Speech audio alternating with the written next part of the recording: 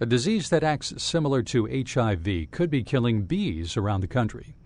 Jordan Bowman reports on how a teenager from Greenport on Long Island's East End has an award-winning theory on what could be causing it.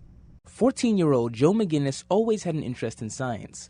A teacher suggested that Joe start a research project on colony collapse disorder, or CCD, in which the bees mysteriously abandon their hives, lose their sense of direction, and then die. According to the Natural Resources Defense Council, in 2011, the number of beehives across the United States was at its lowest point in the last 50 years.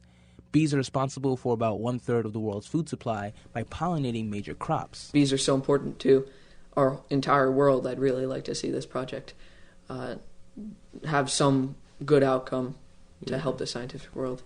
Joe reached out to scientists at Plum Island Animal Disease Center for help and was put in contact with retired pathologist Dr. Doug Gregg, who agreed to help the teenager.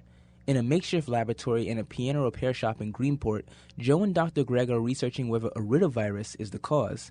Their main theory is that iridovirus makes the bees more vulnerable to common diseases after coming in contact with waxworms that are found in hives. We're trying to see if this virus, this immunosuppressant virus, can exist in the worms and the mites and the bees, which all exist in the beehive. Dr. Gregg says the waxworm is easily infected with iridovirus. Bees try to get them out, either dragging them out or by biting them and pulling them, and then they get infected that way, or they may get infected through mites.